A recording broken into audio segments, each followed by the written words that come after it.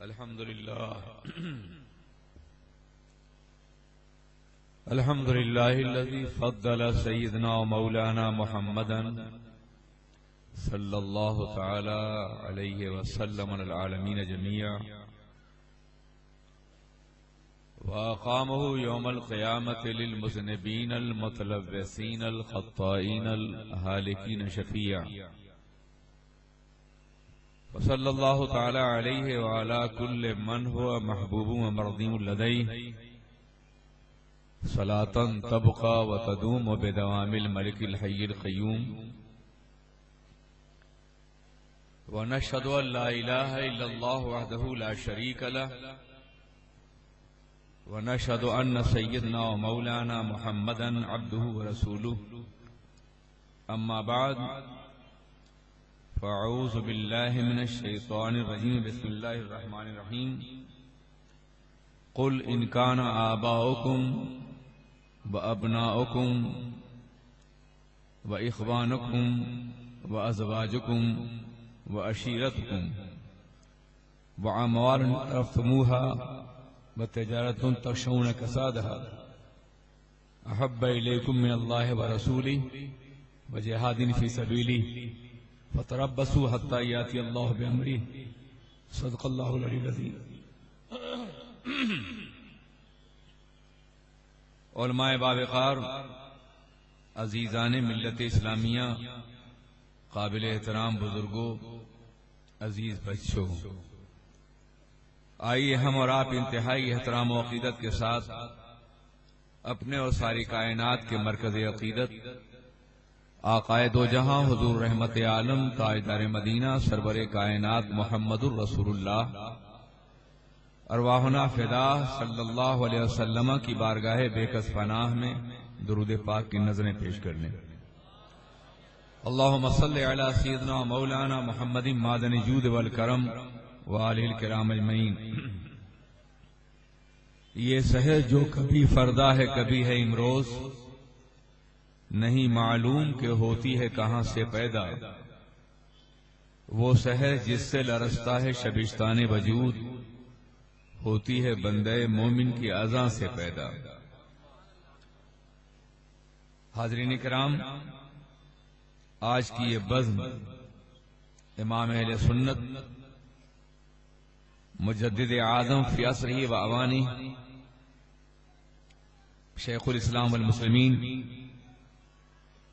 اعلی حضرت امام احمد رضا فاضل بریلوی رحمت اللہ تعالی علیہ کی بارگاہ میں خراج احترام پیش کرنے کے لیے منعقد کی گئی ہے. یہ شب ان کی شب وصال ہے. دنیا کے لوگ جب دنیا سے جاتے ہیں تو ان کے جانے کا ماتم کیا جاتا ہے، مگر جب اللہ کا ولی دنیا سے رخصت ہوتا ہے تو اس کے سفر کو باضابطہ سیلیبریٹ کیا جاتا ہے، اس لیے کہ وہ سفر وصال محبوب کا سفر ہوتا ہے. مر کے ٹوٹا ہے کہیں سلسلہ قید حیات، فرق اتنا ہے کہ زنجیر بدل جاتی ہے. موت تجدید مذاق زندگی کا نام ہے، خواب کے پردے میں بیداری کا ایک پیغام ہے.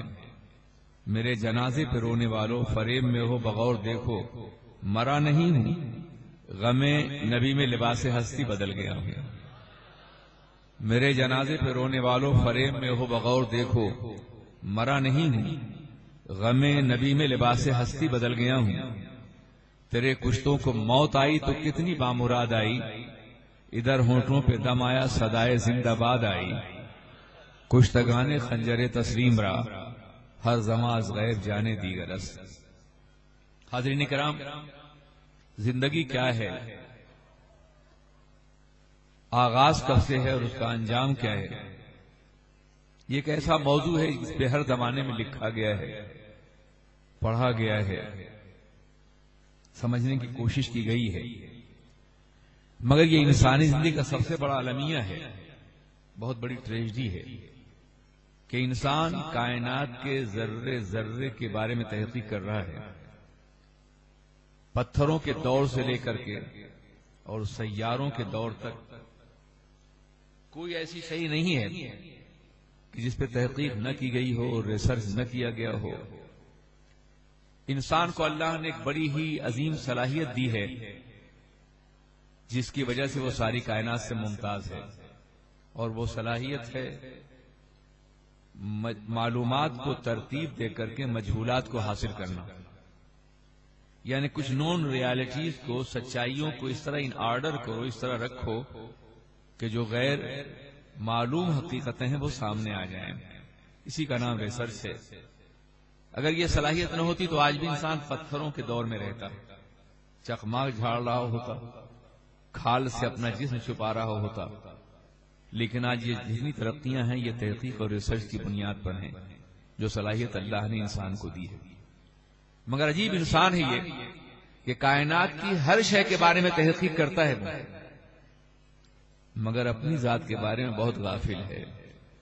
عشق ناپید خرد نی گذشت صورت مار، عقل کو تابع فرمانے نظر کر نہ سکا، ڈھونڈنے والا ستاروں کی گزرگاہوں کا، اپنے افکار کی دنیا میں سفر کر نہ سکا، جس نے سورج کی شعاؤں کو گرفتار کیا، زندگی کی شب تاریک شہر کر نہ سکا، اپنی حکمت کے خم و پیش میں ایسا الجھا، آج تک فیصلہ نفع و ضرر کر نہ سکا۔ انسان ہر چیز کی حقیقت جانتا ہے، اس کا استعمال جانتا ہے، لیکن اپنے بارے میں وہ بہت غافل ہے۔ وہ نہیں جانتا ہے کہ اس کا وجود کب سے ہے، اس کی انتہا کیا ہے۔ مادہ پرست لوگ صرف یہ کہہ سکتے ہیں کہ ماں کی شکم سے لے کر اور قبر کی گود تک انسان کی زندگی ہے۔ اگر انسان کی زندگی اتنی ہی مختصر ہے تو انسان بہت محروم ہے اور کچھ بھی نہیں ہے۔ حقیقت یہ ہے کہ اسلام نے جو انسانی زندگی کا تصور دیا ہے وہ بہت بلند ہے اور بہت عظیم ہے۔ انسان ماں کی شکم سے پہلے بھی کہیں تھا، اور صرف تھا نہیں، جانتا تھا، بولتا تھا، کلام کرتا تھا، سمجھتا تھا، جواب دیتا تھا۔ قرآن عظیم کا مطالعہ کیجیے، اللہ ارشاد فرماتا ہے کہ ہم نے ارواح سے پوچھا تھا الستُ بربکم، کیا میں تمہارا رب نہیں ہوں؟ تو سب نے جواب دیا تھا بلا، تو ہمارا رب ہے۔ یہ انسانی وجود سے ہزاروں سال بلکہ لاکھوں سال پہلے کی بات ہے، عالم ارواح کی بات ہے، ورلڈ آف سول کی بات ہے۔ جب انسان کالبد خاکی میں نہیں آیا تھا، انسانی جسم کی شکل میں نہیں آیا تھا، صرف روح تھی جو طواف حرم الہی کر رہی تھی، طواف عرش الہی کر رہی تھی، اور پوچھا گیا تھا کیا میں تمہارا رب نہیں ہوں؟ سب نے کہا ہاں، اور سب سے پہلے روح مصطفیٰ نے کہا تھا ہاں، اور پھر ساری کائنات نے کہا تھا ہاں۔ اصل میں ہم تو جو کچھ کہتے ہیں اپنے رب کے حوالے سے، اپنے پیغمبر کے حوالے ہی سے کہتے ہیں۔ مثال کے طور پر ہم کلمہ پڑھتے ہیں اشہد ان لا الہ الا اللہ واشہد ان محمدا عبدہ ورسولہ، ہم گواہی دیتے ہیں کہ اللہ کے علاوہ کوئی معبود نہیں، اور ہم گواہی دیتے ہیں کہ محمد صلی اللہ علیہ وسلم اللہ کے رسول ہیں۔ کیوں گواہی دیتے ہیں آپ؟ گواہی دینے کے لیے دیکھنا ضروری ہے۔ آپ سن رہے ہیں توحید نیٹ ورک کی اسلامک آواز۔ توحید network international Islamic YouTube channel. واقعے کے وقت موجود ہونا ضروری ہے، حقائق کا احاطہ کرنا ضروری ہے۔ کیا آپ نے اللہ کو دیکھا ہے جو گواہی دے رہے ہیں؟ کیا آپ نے پوری کائنات کا احاطہ کیا جو آپ گواہی دے رہے ہیں؟ یہ وسیع یونیورس، یہ کائنات جس کے ایک ننھے سے سیارے پر، پلینٹ پر آپ بیٹھے ہوئے ہیں، جسے زمین کہتے ہیں۔ یہ زمین اتنی چھوٹی ہے کہ کہکشاں کے ستاروں میں، کہکشاں کے سیاروں میں اس طرح کی کروڑوں زمینیں رکھی جا سکتی ہیں۔ یہ زمانہ اتنا وسیع ہے کہ آغاز پیدائش سے لے کے آج تک 1,86,000 میل فی سیکنڈ کی رفتار سے بہت سے سیاروں کی روشنی چل رہی ہے اور اب تک نہیں پہنچی ہے۔ اتنا وسیع زمانہ ہے، اتنا وسیع مکان ہے اور آپ کہتے ہیں اللہ کے علاوہ کوئی معبود نہیں. کیوں کہتے ہیں آپ؟ کیا آپ نے پوری کائنات کو دیکھا ہے؟ کائنات کے ذرے ذرے کا مشاہدہ کیا ہے آپ نے؟ اس وسیع اسپیس کو اور خلا کو آپ نے ناپا ہے؟ کہیں اور کوئی خدا نہ ہو؟ الحمدللہ یہ اس کائنات کی سب سے بڑی سچائی ہے کہ اللہ کے علاوہ کوئی معبود نہیں. ہم اپنے وجود کی نفی تو کر سکتے ہیں مگر اس سچائی کی نفی نہیں کر سکتے. وہ ایک ہے، بے مثال ہے، بے نظیر ہے، اور اس کے علاوہ کوئی معبود نہیں. یہ ہمارا عقیدہ ہے اور عقیدے کی احساس ہے. مگر آپ کیوں گواہی دیتے ہیں؟ وٹنس ہیں آپ اللہ کے وجود کے. دیکھا ہے آپ نے؟ میرے عزیز، یہیں سے مقام مصطفیٰ کا اندازہ ہوتا ہے جو امام سمجھانے کے لیے آئے تھے اعلیٰ. میں اسے بتا دینا چاہتا ہوں کہ یقینی طور پر ہم نے نہیں دیکھا ہے، آپ نے نہیں دیکھا ہے، کائنات کسی فرد نے نہیں دیکھا ہے، مگر ایک دیکھنے والے کا کہا مان لیا ہے، اس طرح سے یوں تجھ کو خدا مان لیا ہے. ہم نے نہیں دیکھا ہے مگر ایک دیکھنے والے نے دیکھا ہے، جو قندیل عرش اعظم کی شمع فروزہ بن کر کے کروڑوں سال تک اپنے رب کی تسبیح کرتا رہا ہے، اس نے دیکھا ہے. اور ہماری گواہی براہ راست گواہی نہیں ہے، ہماری گواہی شہادت علی شہادت ہے. پیغمبر کی گواہی پر گواہی دے رہے ہیں. انہوں نے گواہی دی ہے تو ہم بھی گواہی دے رہے ہیں. محمد مصطفیٰ کو جانتے ہیں، محمد مصطفیٰ کو مانتے ہیں، وسیلے سے محمد مصطفیٰ کے خدا کو جانتے پہچانتے ہیں. میرے آقا کی تشریف آوری سے پہلے ایک ایسا زمانہ بھی اس کائنات پہ آیا ہے جب خدا کی بندگی کرنے والا کوئی نہیں تھا. جناب عیسیٰ علیہ السلام سے لے کے 571 سال تک 571 ایئرز تک کا زمانہ گزرا ہے جب توحید کا دعوے دار کوئی نہیں تھا، وحدانیت کا قائل کوئی نہیں تھا. ایک مجبور پیشانی تھی اور ہزاروں مراکز سجدہ تھے. ایک بے کس انسان تھا اور ہر شے معبود تھی. وہ شجر و حجر کو سجدہ کر رہا تھا، شمس و قمر کو سجدہ کر رہا تھا، خواہشات نفسانی کو سجدہ کر رہا تھا، اقتدار کو سجدہ کر رہا تھا، نفع کو سجدہ کر رہا تھا، نقصان کو سجدہ کر رہا تھا، امید کو سجدہ کر رہا تھا، نا امیدی کو سجدہ کر رہا تھا، حزن کو سجدہ کر رہا تھا، بدصورتی کو سجدہ کر رہا تھا، خوف کو سجدہ کر رہا تھا، رجا کو سجدہ کر رہا تھا، پتھر کو سجدہ کر رہا تھا، پہاڑوں کو سجدہ کر رہا تھا، دریاؤں کو سجدہ کر رہا تھا. ایک مجبور پیشانی تھی اور لاکھوں معبود تھے. مگر قربان جائیے پیغمبر اعظم سرور کائنات نے ہمیں خدا کا پتہ دیا، اس کی بارگاہ میں جھکایا تو عالم یہ ہے کہ ساری کائنات سے بے نیاز ہو گئے. وہ ایک سجدہ جسے تو گراں سمجھتا ہے 1000 سجدوں سے دیتا ہے آدمی کو نجات. وہ سجدہ روح زمین جس سے کام جاتی ہے اسی کو آج ترستے ہیں منبر و محراب. پیغمبر نہ آتے تو کتنی ذلیل ہوتی ہماری پیشانی، کتنا چھوٹا ہوتا ہمارا وجود. انہوں نے یہ پتہ بتایا ہے پروردگار عالم کا، اس لیے ان پر ایمان لانا، ان کے منصب کو سمجھنا، ان کے اسٹیٹس کو جاننا، ان کے احترام کو جاننا اور ان سے اٹوٹ اور ناقابل شکست محبت کرنا، یہ مشن تھا اعلیٰ حضرت کا، یہ پیغام. عزیزان ملت اسلامیہ، آئیے ہم پیغمبر کی حیثیت کا ایک ہلکا سا کائناتی جائزہ ہے اس یونیورس کے اعتبار سے. آپ جس زمین بیٹھے ہیں نا، اسے عالم جمادات کہا جاتا ہے. یہ زمین ہے، پتھر ہیں، پہاڑ ہیں جو بڑھتے نہیں ہیں، ان کے اندر نمو نہیں ہے، حیات نہیں ہے، زندگی نہیں ہے، صلاحیت نہیں. اس لیے اللہ نے یہ محتاج غذا نہیں بنایا. زمین محتاج غذا نہیں، لیکن زمین کے مقابلے میں پودوں کی دنیا ہے، پہاڑ درختوں کی دنیا ہے، وہ انہیں بڑھنے کی صلاحیت دی گئی.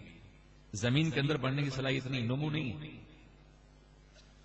قانون فطرت یہ ہے کہ جب دائرہ اختیار بڑھایا جاتا ہے تو دائرہ احتیاج بھی بڑھا دیا جاتا ہے. مجھے یقین ہے کہ میری تقریب نعرہ نہیں لگائیں گے اور لگائیے گا بھی نہیں، بھول جاؤں گا. درود شریف پڑھیے، اللہم صلی علی سیدنا مولانا محمد مادنی جود والکرم والے، اور وقت بھی ضائع ہوگا. تو میں یہ عرض کرنا چاہتا ہوں، غور سے سماعت فرمائیں تاکہ میں امام احمد رضا کے مشن کو سمجھا سکوں. میرے عزیز ساتھیوں، وہ ایک شخصیت ہے، وہ ایک ذات ہے، وہ ایک کردار ہے، وہ ایک انجمن ہے، وہ ایک تحریک ہے، وہ امامت عظما کے عصر حاضر میں منصب پہ فائز ہے۔ اس ذات پاک کو سمجھنے کے لیے ہمیں روایات کا سہارا لینے کے بجائے حقائق کا مطالعہ کرنا ہوگا۔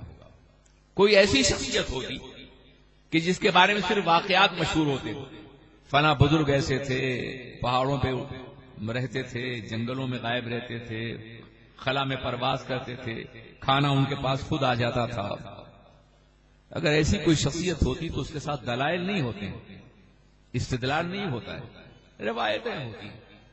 امام احمد رضا کی شخصیت ایسی کوئی شخصیت نہیں کہ جس کے ارد گرد ہم نے کوئی حالہ قائم کر رکھا ہو، روایات کا یا عقیدتوں کا یا غلو کا۔ ان کی ذات ایک ایسی ذات ہے کہ کئی لاکھ صفحات پر ان کا چہرہ نمایاں نظر آتا ہے، ان کا کردار نمایاں نظر آتا ہے۔ وہ ایک ایسی ذات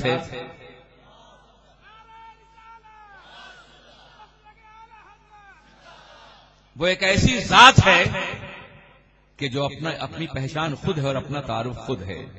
میں انہیں سمجھنے کے لیے نعروں کے حوالے سے نہیں، معاف کیجیے گا، ان کی کتابوں کے حوالے سے دعوت دیتا ہوں۔ انہیں پڑھیے، ان کو بھی جنہوں نے پڑھا ہے اور ان کو بھی جنہوں نے پڑھا نہیں ہے وہ بھی پڑھیں، اور انشاءاللہ اگر آپ نے غیر متعصب آنکھوں سے چشمہ لگائے ہوئے بغیر تعصب کا بغیر اگر آپ نے پڑھ لیا تو امام کی عظمت کا اعتراف کرنے پہ مجبور ہو جائیں گے۔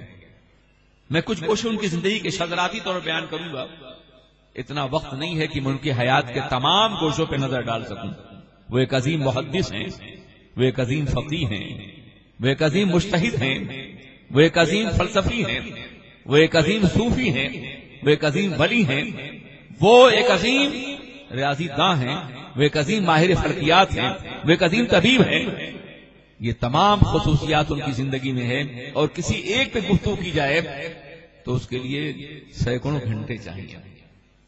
میں صرف بتانا چاہتا ہوں کہ منصب نبوت و رسالت اور خدا کی ذات کو پہچانوانے میں انہوں نے کیا کردار ادا کیا ہے۔ یہ زمین جس پہ بیٹھے یہ جمادات کی دنیا ہے، اور قانون فطرت یہ کہ جس کی صلاحیت زیادہ ہوتی ہے اس کو احتیاج بھی زیادہ، محتاج ہی بنایا جاتا ہے۔ زمین محتاج نہیں ہے، زمین کے اوپر پودے ہیں، رویدگی کی دنیا ہے، بہاروں کی دنیا ہے، نکھتوں کی دنیا ہے، پھولوں کی دنیا ہے، پھلوں کی دنیا ہے، سبزاداروں کی دنیا ہے، گلزاروں کی دنیا ہے، گلستانوں کی دنیا ہے۔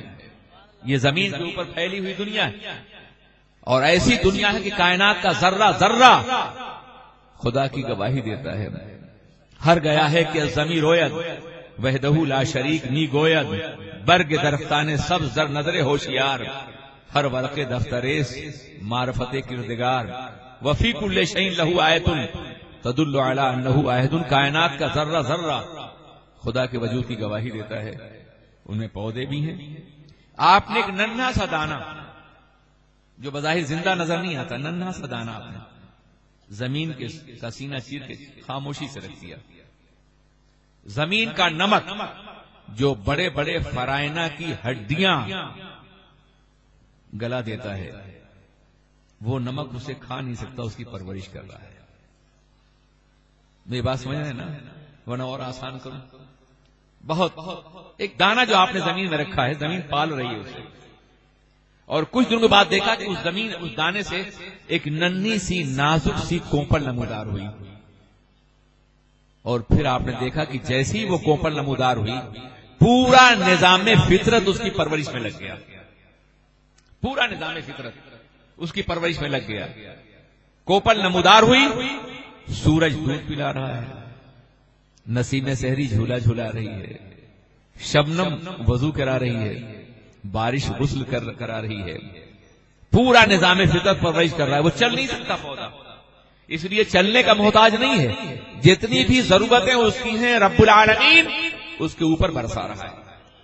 بارش اس تک پہنچ رہی ہے، پانی اس تک پہنچ رہا ہے، شبنم وہاں پہنچ رہی ہے، نسیم سحری وہاں پہنچ رہی ہے، سورج کی شعاعیں وہاں پہنچ رہی ہیں۔ ایک ننھا سا پودا ہے، مگر پورا نیچر اس کی خدمت میں لگا ہوا ہے. ابر و باد و مہو خورشید و فلک درکارن تا تو نانے بکا فاری و بغفلت نہ پوری. پورا نظام فطرت پرورش کر رہا ہے اس کی، اور اتنا نازک ہے کہ بارش شبنم برداشت نہ کر سکے، شبنم پڑے اوس تو کمر جھک جائے، لیکن اتنا طاقتور ہے کہ زمین کا سینہ چیر کے باہر آیا ہے. یہ لطافت اور یہ توانائی اللہ کی ربوبیت کی واضح مثال ہے. اور اس کے بعد دیکھا آپ نے کہ وہ ننھا سا پودا جب آگے بڑھا، پروان چڑھا، تو اس میں پھول کھلے، کبھی پھل لگے. مٹی ایک ہے، پانی ایک ہے، پھول طرح طرح کے کیوں ہو رہے ہیں؟ جب میٹیریل ایک ہے تو رنگ بھی ایک ہونا چاہیے. ذائقے الگ الگ کیوں ہیں؟ پھلوں کے سائز چھوٹے اور بڑے کیوں ہیں؟ میٹھے اور پھیکے کیوں ہیں؟ اللہ کی بے پناہ نشانیاں ہیں پودے کے اندر. اپنے رب کی قدرت کا جائزہ لیجیے. اور اس کے بعد آپ نے دیکھا یہ پودوں کی دنیا ہے. پھر پودوں سے بڑی دنیا جانوروں کی ہے. پودے اپنے قدموں پہ سینکڑوں سال کھڑے رہ سکتے ہیں مگر چل نہیں سکتے، اس لیے انہیں محتاج غذا بنایا گیا. تو غذا ان کے پاس خود بھیج دی اللہ نے. لیکن جانور چل سکتے تھے تو ان کو بھی محتاج غذا بنایا گیا، مگر چلنے پھرنے کا پابند کر دیا. ہم نے تمہیں صلاحیت چلنے کی دی ہے، اس لیے تم ایک مقام پہ روزی نہیں حاصل کرتے. جہاں سبزہ دیکھو وہاں منہ ڈالو، جہاں ہریالی دیکھو وہاں جاؤ، چلو زمین پہ پھیلے ہوئے سبزوں میں اپنی غذا تلاش کرو اور اپنے کو آسودہ کرو. اب اگر پودوں کی طرح جانور ایک مقام پہ کھڑا رہے تو سوکھ جائے گا. پتا چلا کہ مشیت نے جس کو جو صلاحیت دی ہے اگر وہ اپنی صلاحیت نہیں استعمال کرتا تو مر جائے گا. قوم مسلم کی موت کی وجہ بھی یہی ہے کہ مسلمان قوم اپنی صلاحیتیں نہیں استعمال کر رہی جو اللہ نے اسے دی ہے. عزیزان ملت اسلامیہ، یہ جانوروں کی دنیا ہے، مگر جانوروں کو اللہ نے چلنے پھرنے کی صلاحیت دی ہے، مگر عقل و شعور نہیں عطا فرمایا ہے، نطق نہیں ہے، گویائی نہیں ہے، حق و باطل کا امتیاز نہیں ہے، فکر ارتقائی فکر نہیں ہے، فکر منطقی نہیں ہے اس کے اندر. وہ جانور ہے، صرف کھا پینا جانتا ہے اور مر جاتا ہے. شہوت ہے، کھانا پینا ہے اور موت ہے. اگر یہی انسان کی زندگی بھی ہو تو جانور ہی تو ہو گئے ہے نا. وہ انسان کو اللہ نے عقل دی ہے، شعور دیا ہے، فکر دیا ہے، اس لیے وہ جانور سے ممتاز ہے. وہ جانور سے افضل، اتنا افضل ہے کہ اللہ نے اس کے سر پہ تاج کرامت رکھا ہے. انسان سب سے حسین بنایا اسے. انسان اس کائنات میں شاہکار تخلیق الہی ہے، masterpiece of creation of God ہے. آلمائٹی بہت عظیم ہے یہ انسان، بہت بڑا ہے، اس لیے کہ عقل اسے دی گئی ہے، شعور دیا گیا ہے، اچھائی اور برائی کی تمیز دی گئی ہے، اچھے اور برے کی پہچان دی گئی ہے اسے، اس لیے وہ جانوروں سے افضل ہے. عزیزان ملت اسلامیہ، لیکن اسے حواس خمسہ دیے گئے ہیں، 5 سینسز، جس کے ذریعے سے وہ عقل کو باضابطہ استعمال کرتا ہے. ہماری آنکھیں ہیں، ہماری قوت شامہ ہے، ناک ہے، چکھنے کی قوت ہے، چھونے کی قوت ہے اور سننے کی قوت ہے. یہی وہ حواس ہے جن سے ہم عقل کو مرتب کرتے ہیں اور کائنات کا تجزیہ کرتے ہیں. مگر ہر حادثہ اپنے اپنے مقام پہ غلطی کرتا ہے. نگاہیں بھی غلطی کر سکتی ہیں، قوت شامہ بھی غلطی کرتی ہے، ذائقہ بھی غلطی کرتا ہے، لامسہ چھونے قوت بھی غلطی کرتی ہے. سب میں غلطی کا امکان ہے. اس لیے پروردگار عالم نے انسانوں کی ہدایت کے لیے ایک ایسی ذات کو مبعوث فرمایا جو حواس خمسہ سے نہیں، وہی الہی کی بنیاد پر قانون دے رہا ہو، اور وہ پیغمبر کی ذات ہے. آپ اندازہ کریں، پتا چلا نبی ممتاز ہے وہی الہی کی بنیاد پر. انسان جانوروں سے ممتاز ہے حواس خمسہ کی بنیاد پر، عقل کی بنیاد پر، شعور کی بنیاد پر. مگر عقل ٹھوکریں کھاتی ہے، غلطیاں کرتی ہے. اس لیے غلطیوں سے پاک نظام دینے کے لیے اللہ نے اپنے نبی کو وحی عطا فرمائی. وحی کی بنیاد پہ نبی جی انسانوں سے ممتاز ہے. اب آئیے ذرا دیکھیں، صلاحیتوں کی بنیاد پر جائزہ لیا جاتا ہے حیثیتوں کا. زمین درخت نہیں بن سکتی، درخت ترقی کر کے جانور نہیں بن سکتا، جانور ترقی کر کے انسان نہیں بن سکتا، اور انسان ترقی کر کے نبی نہیں بن سکتا. انسان کو عقل دی گئی اور نبی کو وحی دی گئی.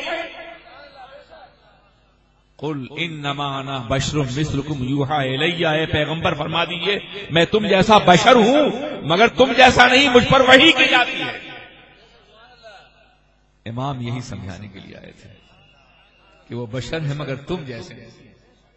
محمد بشر لا کل بشر یاقوت حجر لا کل حجر۔ جب فضا میں یہ آواز گونجی کہ وہ ہم جیسے ہیں تو بریلی کے مجدد نے کہا تم جیسے نہیں ہیں بلکہ تم ان کے قدموں کی خاک نہیں پہنچ سکتے ہو۔ جب یہ کہا گیا وہ بھی چلتے پھرتے ہیں ہم بھی چلتے پھرتے ہیں، تو اس نے کہا تھا یہ تو کافی بھی کہا کرتے تھے ما لہذا الرسول یاکل الطعام ویمشی فی الاسواق، یہ کیسے رسول ہیں جو کھانا کھاتے ہیں اور بازاروں میں چلتے ہیں۔ ان ظالموں نے میرے رسول کو مکے کی گلیوں میں چلتے ہوئے دیکھا تھا، حریم نور میں نہیں دیکھا تھا، عرش کی رفتوں میں نہیں دیکھا تھا، خلاؤں سے پرے نہیں دیکھا تھا۔ کہکشاں جلوہ فشاں ہے کہ اسی رستے سے ہونے والا ہے محمد کا گزر۔ آج کی رات مل گئی سارے جہانوں کے خزانوں کی کلید، اپنی معراج کو پہنچا ہے بشر آج کی رات۔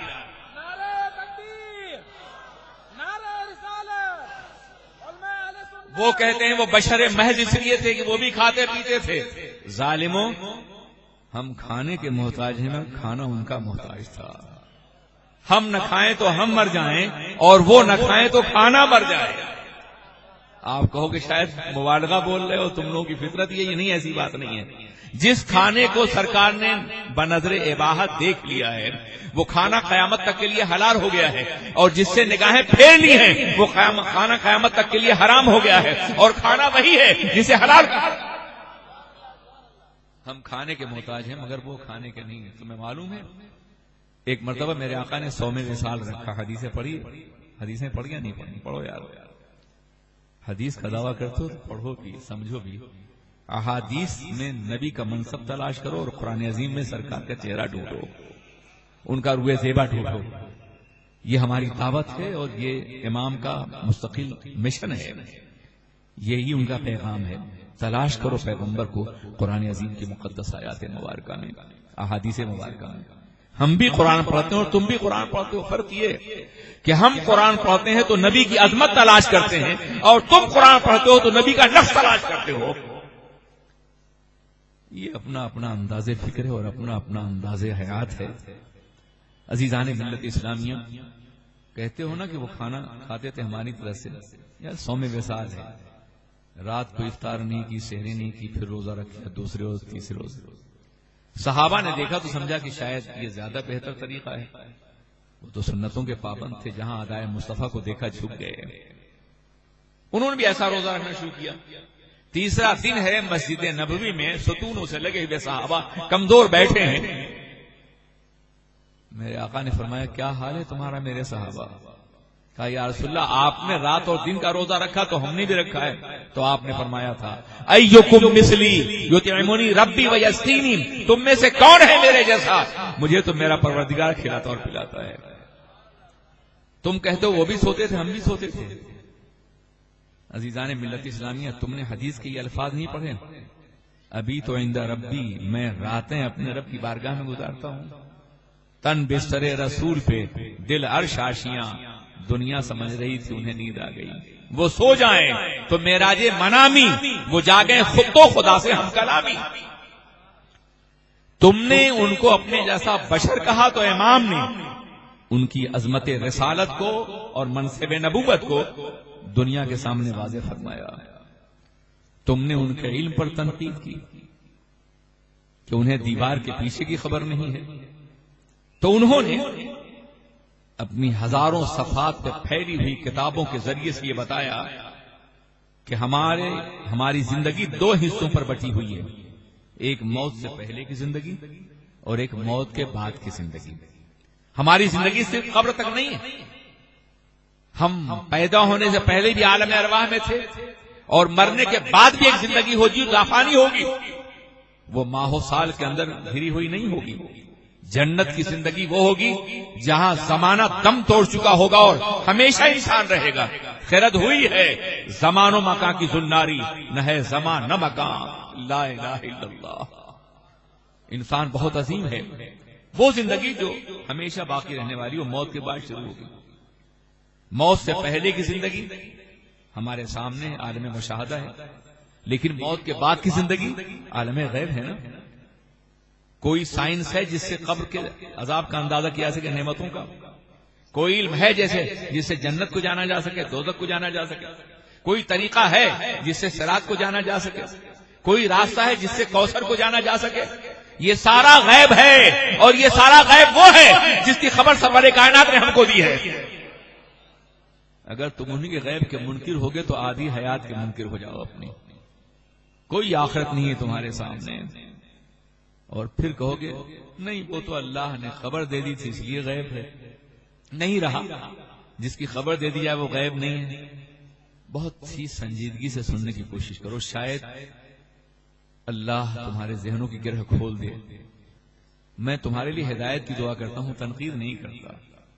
ہمیشہ میرا مزاج یہ رہا. دیکھو تم یہ کہتے ہو کہ اگر اللہ نے بتا دیا تو غیب نہیں رہا، یہ کہتے ہو نا. تو میں کہنا چاہتا ہوں اللہ کے بارے میں تمہارا کیا خیال ہے؟ وہ عالم الغیب والشہادہ ہے یا نہیں ہے؟ وہ عالم الغیب ہے یا نہیں ہے؟ جب وہ عالم الغیب ہے تو کیسے عالم الغیب ہے؟ کیا کوئی چیز اس کی نگاہوں سے پوشیدہ ہے؟ یار الماری آپ نے بنائی، اس میں بہت سی چیزیں رکھ دی اور کہا میں عالم الغیب ہوں اس لیے کہ اس میں یہ چیز ہے، یہ چیز ہے، یہ چیز ہے. کوئی مانے گا؟ آپ ہی نے تو رکھا ہے. تو اللہ ہی نے ساری کائنات پیدا کی، کوئی اور خدا تو نہیں جو اس کی نگاہوں چھپا کے کچھ پیدا کرے. جب ساری کائنات اللہ نے پیدا کی ہے تو عالم الغیب کیسے ہوا؟ آپ کہو گے، جب آپ نہ دے سکو لیکن میں دے دیتا ہوں آپ کی طرف سے. آپ کہو گے غیب کی حیثیت اعتباری ہے، اضافی ہے. وہ عالم الغیب ہے اپنے بندوں کے اعتبار سے. بندے نہیں جانتے جس کو کائنات نہیں جانتی، اس کو اللہ جانتا ہے. تو عالم الغیب ہے اپنے بندوں کے اعتبار سے. تو پتہ چلا غیب کی اعتباری. وہ عالم الشہادہ ہے اپنے اعتبار سے، عالم الغیب ہے بندوں کے اعتبار سے. تو میں عرض کرنا چاہتا ہوں کہ نبی غیب داں ہیں امتیوں کے اعتبار سے. امتی جو نہیں جانتے تھے نبی وہ جانتے ہیں، اس کی خبر دینے کے لیے جلوگر ہوئے. اس لیے اگر تم اللہ کو عالم الغیب مانتے ہو تو نبی کو غیب داں تمہیں ماننا پڑے گا. تمہیں صرف وہ آیت یاد ہے جس میں تم نے بورڈ لگا رکھا ہے مسجدوں میں علم غیب کے نفی کی آیتیں، مگر جہاں علم غیب کی وضاحتیں ہیں اس کا تذکرہ تم کبھی نہیں کرتے ہو. قرآن عظیم ارشاد فرماتا ہے وما ہوا علی الغیب بضنین، پیغمبر غیب کے بتانے میں بخیل نہیں ہے. جو بتانے میں بخیل نہ ہو خود غیب دانا ہو، یہ کیسے ممکن ہے؟ مجھے بتاؤ کہ قرآن پاک ارشاد فرماتا ہے کہ اللہ تبارک و تعالیٰ اپنے غیب پر کسی کو مسلط نہیں کرتا الا من ارتضی من رسولہ، مگر اپنے پیغمبروں جسے چن لیتا ہے. پیغمبر کو مرتضی مانتے ہو یا نہیں مانتے؟ مصطفیٰ مانتے ہو یا نہیں مانتے؟ تو مانو کہ صاحب غیب تھے وہ. جہاں نفی کی بات آئی ہے اس کی بھی ایک وجہ ہے. جہاں کہا گیا ہے پیغمبر غیب نہیں جانتے تو ذاتی طور پہ نہیں جانتے، اور جہاں کہا گیا ہے جانتے ہیں تو اللہ کی عطا سے جانتے ہیں. ذاتی غیب صرف اللہ کی صفت ہے، یہ پیغمبر کی نہیں ہے. لیکن عطائی غیب اللہ کی عطا سے پیغمبر کو عطا ہوا. پورا عالم آخرت غیب ہے، قبر غیب ہے، حشر غیب ہے، حتیٰ کہ خدا غیب الغیوب ہے، سب سے بڑا غیب ہے. وہ تو غیب الغیوب خبر دینے آئے تھے، اس کی صفات، اس کے ایٹریبیوٹس کے بارے میں خبر دینے کے لیے آئے تھے. عزیزان ملت اسلامیہ، تم کہو گے کہ آپ اسے غیب کہتے ہیں. میں نے قرآن نے کہا ہے یؤمنون بالغیب، مومن اور متقی وہ ہیں جو غیب پر ایمان لاتے ہیں. یہ کون سا غیب؟ یہ وہی ہے جو سرکار نے خبر دیا ہے. جسے قرآن نے غیب کہا ہے اسے غیب سے انکار کیسے کرو گے؟ تو جب ذات رسول پر حملہ ہوا تو امام احمد رضا نے اس کا جواب دیا، اور جب علم رسول پہ حملہ ہوا تو بھی جواب دیا. جب شفاعت مصطفیٰ کا انکار کیا گیا تو بھی جواب دیا، اور جب اختیارات کا انکار کیا تو بھی جواب دیا. ہزاروں صفحات پیغمبر کے دفاع میں اللہ کے رسول نے عطا فرمائے ہیں ہمیں، جناب امام رضا نے عطا فرمائے. ہزاروں صفحات، ہر حیثیت سے، ہر اعتبار سے. عقائد اہل سنت ہر دور میں عہد صحابہ سے لے کر کے آج تک وہی ہیں جو ہمارے. احمد رضا کا کوئی نیا مسلک نہیں تھا، اہل سنتی کا مسلک ہے، صحابہ ہی کا مسلک ہے. چونکہ دفاع کیا اس لیے ان کے نام پر منسوب کر دیا گیا ہے. جیسے مجدد الفسانی کے بارے میں کہتے ہو، ان کا موقف یہ تھا، ان کا مسلک یہ تھا. بعض ائمہ کے بارے میں تم کہتے ہو، ان کا موقف یہ تھا، ان کا مسلک یہ تھا. عزیزان ملت اسلامیہ، آپ اندازہ فرمائیں، غور کریں، اس کا موقع نہیں کہ میں ان تمام خدمات کا احاطہ کر سکوں جو پیغمبر کی ذات کے حوالے سے امام حضرت نے فرمائی ہیں. یہ ممکن نہیں. اس محفل میں انہیں پڑھنا ہوگا، مطالعہ کرنا ہوگا، ان کا جائزہ لینا ہوگا، ان کی سیرت پڑھنی ہوگی، ان کتابوں کا مطالعہ کرنا ہوگا. انہیں پڑھو اور پھر اعتراض کرو تو مجھے خوشی ہوگی.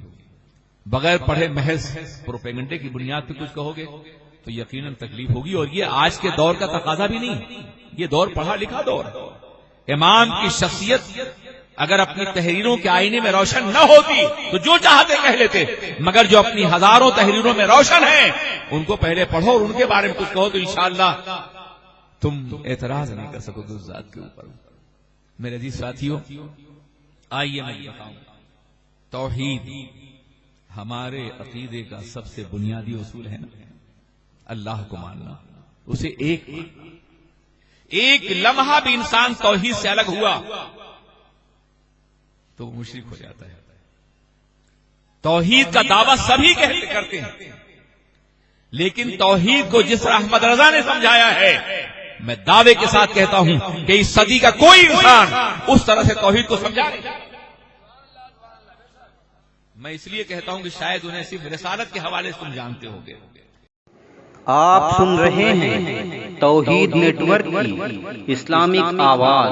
توحید network international Islamic YouTube channel.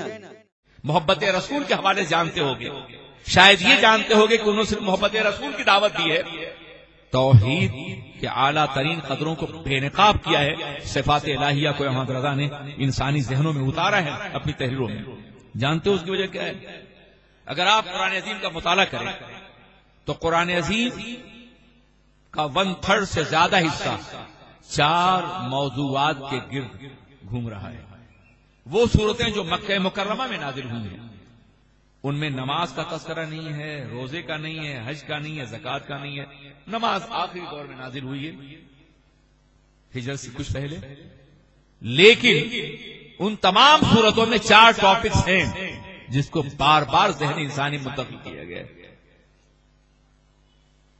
نبوت، توحید، نبوت، قرآن عظیم اور آخرت. اللہ کو ایک مانو، سرور کائنات کو نبی مانو، آخرت پر یقین کرو اور اس کتاب کو اللہ کا کلام مانو. 1/3 سے زیادہ، بلکہ مکی تمام صورتیں اسی مقدس اس کے گرد گھوم رہی ہیں، احکامات کے گرد. یہ عقیدہ ہے. 13 سال میں عقیدہ سنوارا ہے اللہ کے رسول نے، اور اس کے بعد عمل دیا ہے دنیا کو. خدا کو صحیح مانو، رسول کو مانو، قرآن کو مانو اور آخرت کو تسلیم کرو. عزیزان ملت اسلامیہ، اب خدا کو کس طرح مانا جائے؟ اگر آپ عباسی اور اموی دور کے فلسفے کے دور سے آج تک کا جائزہ لیں تو یہ محسوس کریں گے کہ خدا کے باب میں ہزاروں شکوک پیدا کر دیے گئے تھے. معتزلہ تھے، خوارج تھے، خدا کے بارے میں ان کا اپنا علیحدہ تصور تھا. خدا کہیں مجبور ہے، اس پہ یہ کام واجب ہے، وہ واجب ہے، جو بندوں کے لیے خیر ہو اس کا کرنا واجب ہے خدا کے لیے. معاذ اللہ ثم معاذ اللہ. خدا کی صفات پہ زیر بحث تھی. خدا کی صفات ازلی ہیں یا حادث ہیں، جوہر ہیں یا عرض ہیں. فلسفہ یونان نے اللہ کی مقدس ذات کو شبہات اور شکوک کی حیثیت سے پیش کیا تھا. اور یاد رکھو، ایمان میں اگر شک پیدا ہو جائے نا تو انسان مومن نہیں ہوتا. شک اور یقین ایک ساتھ جمع نہیں ہوتے. ہماری درسگاہوں کا بڑا ہی متنازعہ مگر بڑا ہی اہم ٹاپک ہے، ایمان میں کمی یا زیادتی ہوتی یا نہیں ہوتی. ہمارے یہاں ہے کہ جہاں زیادتی کی بات ہے فضائل میں، کمالات میں، برکات میں، ثمرات میں زیادتی ہوتی ہے، نفس سے ایمان میں نہیں. اس لیے کہ ایمان یقین کا نام ہے. ایمان میں کمی ہوگی تو وہاں شک پیدا ہوگا، اور جہاں شک پیدا ہوگا ایمان نہیں رہ جاتا. اس لیے ایمان میں کمی اور زیادتی نہیں ہوتی.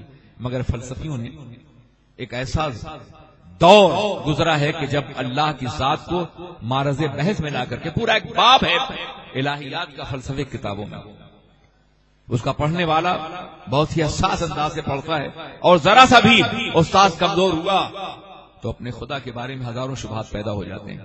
یہ آج کے دہریے جو شبہ پیدا کر رہے ہیں، نیچری شبہ پیدا کر رہے ہیں، امام احمد رضا فاضل بریلوی نے خدا وحید قدوس کی ذات کو احادیث اور قرآن کی روشنی میں اس طرح پیش کیا ہے کہ فلسفے کے تمام باطل نظریات کا جواب دے دیا ہے انہوں نے، اور اس اعتبار سے ان کا معاصر کوئی نہیں، ان کے جیسا کوئی نہیں۔ تنزیہ باری تعالی بہت بڑا مسئلہ ہے، اللہ بے عیب ہے، سبح قدوس ہے، اللہ وہ ہے جو تمام محامد کمالیہ کا جامع ہے۔ اب اگر کوئی شخص کہے کہ وہ جھوٹ بول سکتا ہے تو اول تو سکتا یہ صفت حادث ہے، امکان، پاسبلٹی جہاں بولی جائے خدا کی ذات کے بارے میں وہ اللہ کی صفت نہیں ہو سکتی ہے۔ اللہ کی تمام صفات واجبات میں سے ہیں۔ ایک ایسا طبقہ پیدا ہوا جو کہا کرتا تھا خدا جھوٹ بول سکتا ہے، معاذ اللہ ثم معاذ اللہ۔ ایسے دور میں تنزیہ باری تعالیٰ پہ امام نے سینکڑوں صفحات لکھے اور کہا یہ ممکن ہی نہیں، اس لیے کہ اللہ کی تعریف کیا ہے؟ الحمدللہ، تمام تعریفیں اللہ کے لیے ہیں، اور اللہ کی تعریف کیا؟ المستجمع لجمیع صفات الکمالیہ، اللہ وہ ہے جو کمال کی تمام صفتوں کا جامع ہے۔ تو رسالت کی کوئی صفت اس طرح منسوب تو نہیں ہو سکتی، نہ کوئی حادث صفت ہو سکتی ہے۔ کسی نے بھی اس موضوع پر کام نہیں کیا سوائے اعلی حضرت کے۔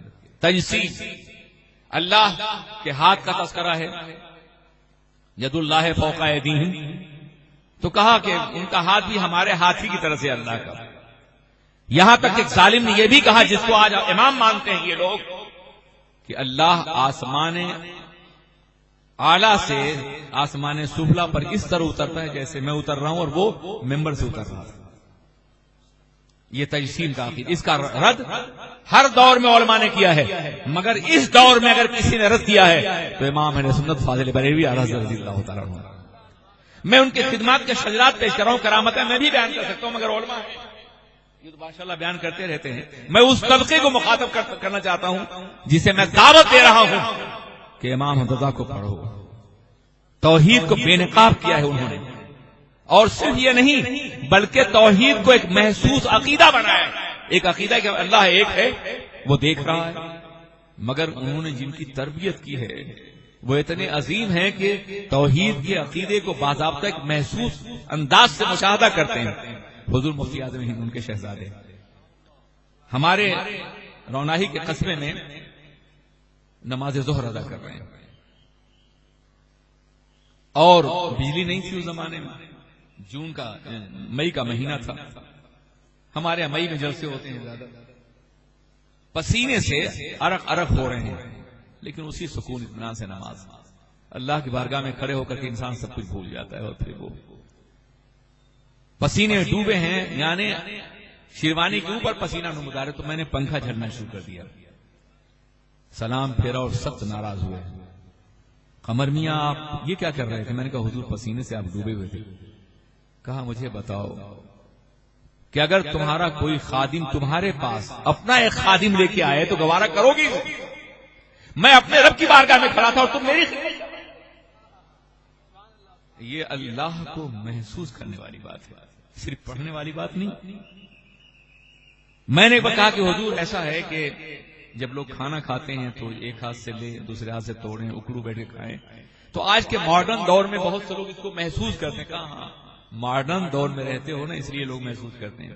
تم نے کبھی یہ نہیں سوچا کہ اللہ کے دسترخوان پہ بیٹھ کے کھا رہے ہو تم؟ ایک غلام اپنے آقا کی بارگاہ میں بیٹھ کے کھائے گا تو اکڑ کے کھائے گا یا غلامانہ انداز سے کھائے گا؟ محسوس کر رہے ہیں؟ یہ ذات الہ کو محسوس کرنے کی بات ہے، صرف بولنے کی بات نہیں۔ نمازوں کا یہ عالم ہے اللہ اکبر، کہ جماعت میں امام جاتے ہیں تو بیماری کی حالت میں سہارے سے جاتے ہیں، سہارے سے جاتے ہیں اس لیے کہ میرے آقا بھی سہاروں سے تشریف لے گئے تھے۔ صلو کما رأیتمونی اصلی، نماز اس طرح سے پڑھو جیسے تم مجھے پڑھتا ہوا دیکھتے ہو۔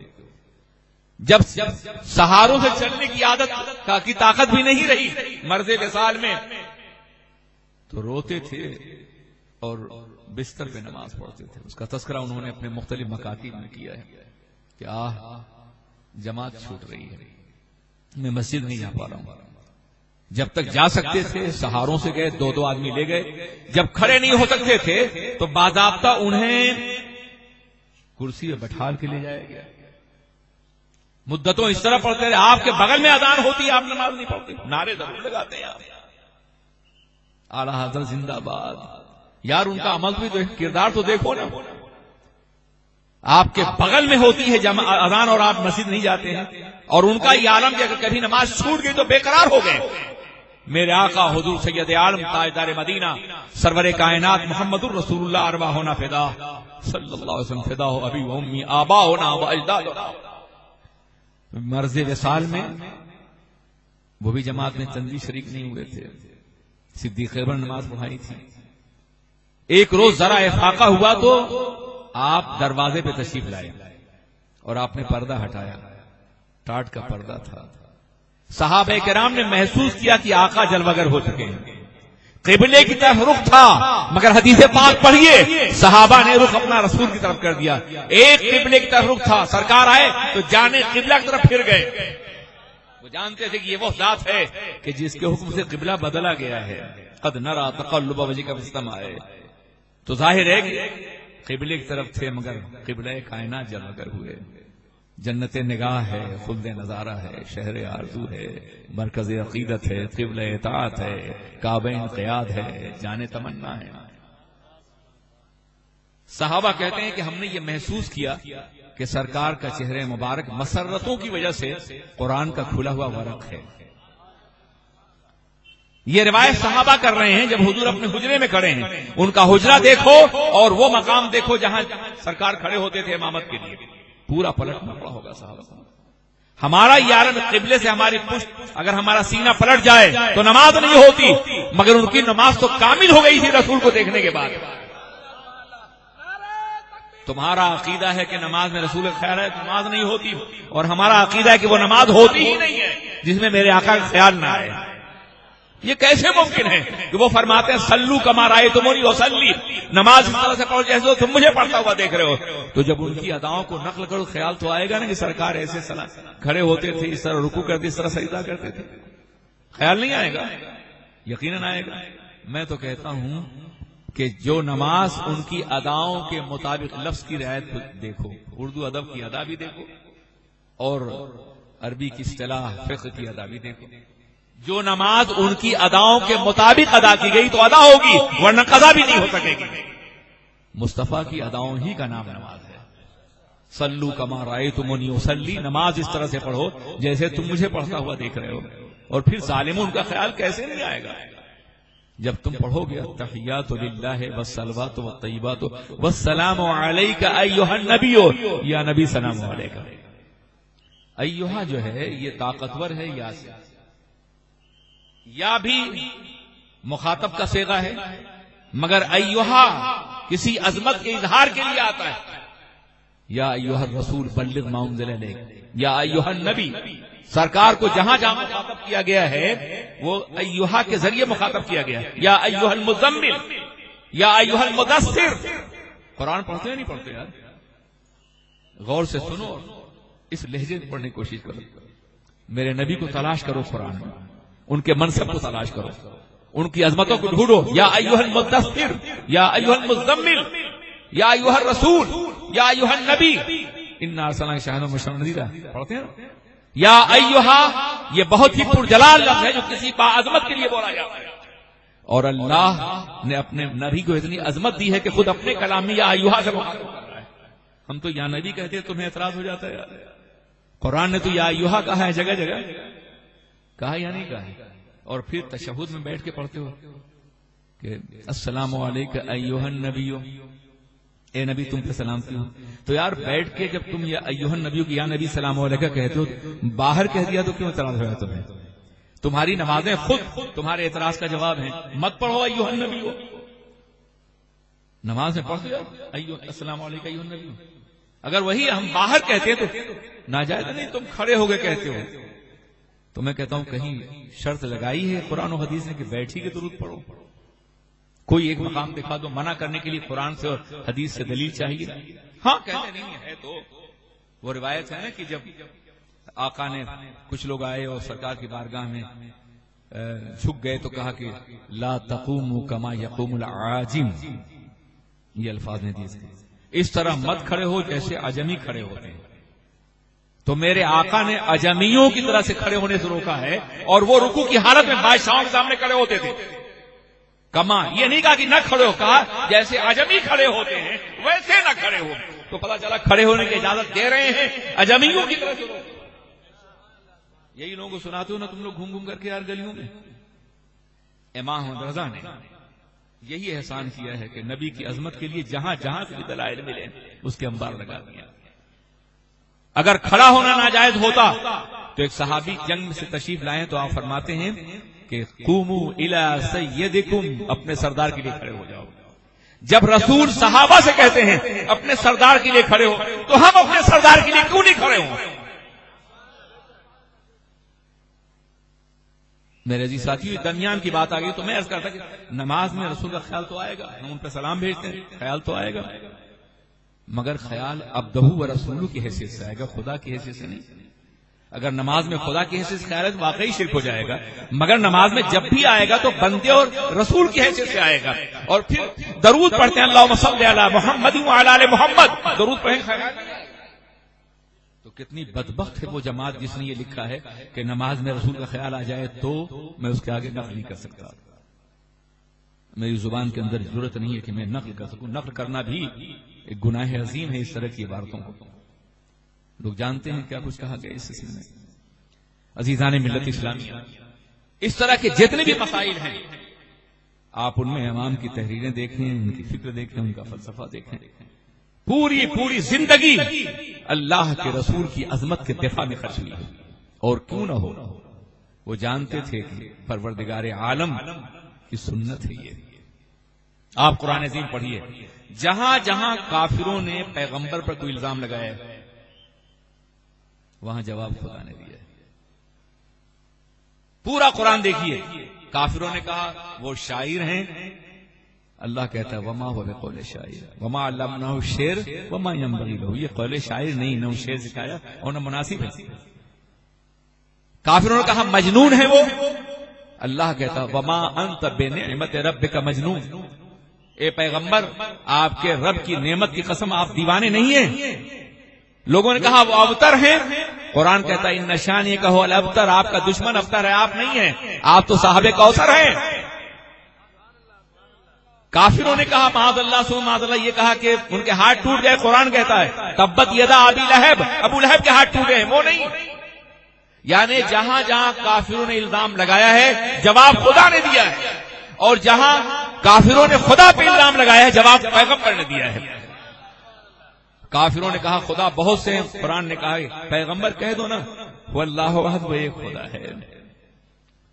یہ عجیب تعلق ہے بین اللہ والعبد، بین اللہ والرسول، رسول اور بندے کے درمیان میں عجیب تعلق ہے کہ جہاں کافر الزام لگاتے ہیں نبی پر خدا جواب دیتا ہے، اور جہاں کافر الزام لگاتے ہیں خدا پر رسول جواب دیتے ہیں، یا رسول کی زبان سے دلوایا جاتا ہے اے میرے محبوب جب مجھے کوئی کہے تم جواب دو گے، اور جب تمہیں کوئی کہے گا تو میں جواب دوں گا. اب قرآن عظیم تو نازل نہیں ہوگا کہ اس طرح کے الزامات کا جواب دے.